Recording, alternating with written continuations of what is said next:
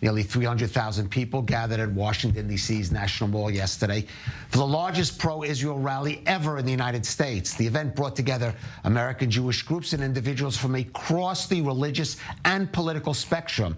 Also attending was Israel's ambassador to the United Nations, Gilad Erdan, who afterwards sat down with our senior U.S. correspondent, Mike Wagenheim, to talk about the rally, about his efforts at the UN, and more. Let's take a listen.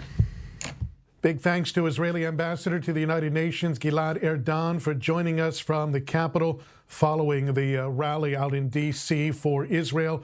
Ambassador, you know, there's been talk for a long time about this growing divide, this chasm between American Jewry and Israel. Some 290,000 people estimated to have turned out to the National Mall on Tuesday in support of the Jewish state. What type of impact do you think that turnout will have on Israelis watching from afar? I was there, and it was moving to feel the love and to see hundreds of thousands of Jews coming to express their love, support, solidarity with the state of Israel from all across the United States. People were driving 10 hours each side just to come there and express their love towards Israel. And I think that, yes, we are united as a people to accomplish our goals now, to eradicate Hamas, to return our hostages. And it's a tragedy what happened, but we should maybe come stronger from this tragedy. And all of us, we should think now how to use the tragedy that occurs in order to make our future brighter. You and other Israeli officials and UN watchers have been screaming from the rooftops for some time now about Hamas's actions in Gaza, how they use civilians as shields, how they use Gaza's resources for their own military purposes. And the UN, at times has turned a blind eye, in other ways has been somewhat complicit in these actions. Do you think now, with Israel's military operation in Gaza exposing much of this, that after this is all said and done, this war is done, that the UN will be held accountable in some way for its role in allowing Hamas to perpetrate these crimes against their own people?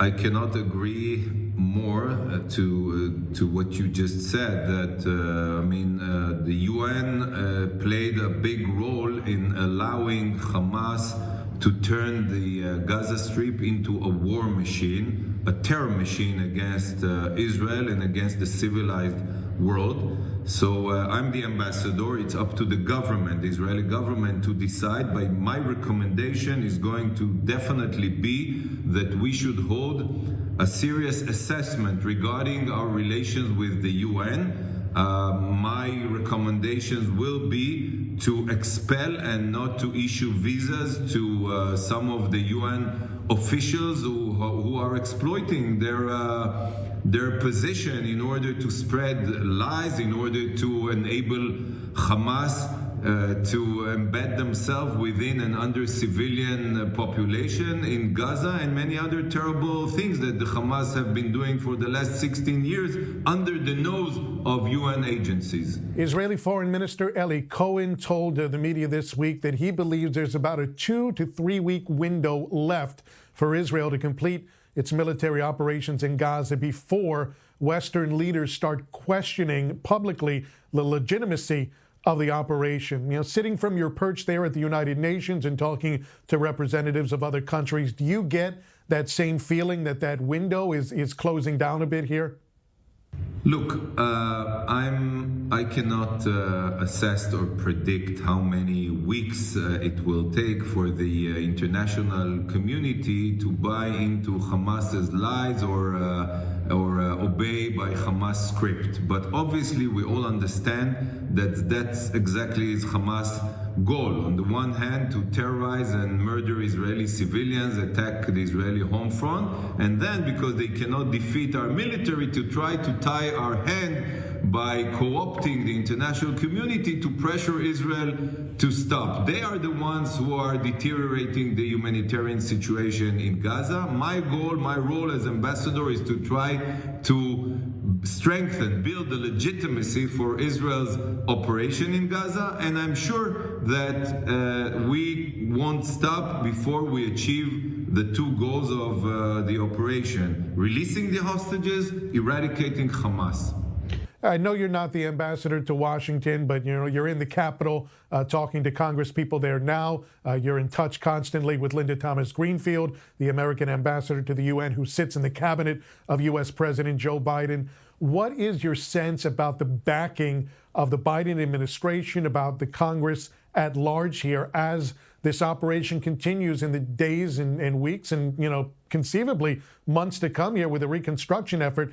How much of that backing that Israel has been getting do you think will remain in place? We are grateful to President Biden for his support. We are grateful to members of Congress. I'm grateful to the help that I receive inside the UN, and we hope that it will continue, because I think that President Biden expressed his deep understanding that we are fighting sheer evil. So when you fight sheer evil, you cannot stop in the middle before you eradicate this evil, because Israel is the vanguard of civilization, and if we fail, the West is next. When you're dealing with the Arab world and Arab governments, sometimes the things that are said publicly are expressed differently in private. Have you had any talks with the UN representatives from some of the Arab and Gulf countries about the possibility that's been floated by others that the Arab world will take some responsibility post-Hamas for governing Gaza, at least in the short term? Have those conversations got underway from your end? Not yet. I'm sure many of the Arab countries that you mentioned, they know that Hamas is their enemies, no less than it's our enemy, because it's like a subsidiary of the Muslim Brotherhood, and they are the enemy of many moderate Muslim countries. So we are doing the dirty work for many of these Arab countries. And after we succeed, God willing, we'll be open to negotiate and speak and discuss with all of them regarding the future of Gaza. Israeli Ambassador to the United Nations, Gilad Erdan, joining us from Capitol Hill. Thanks so much for taking the time.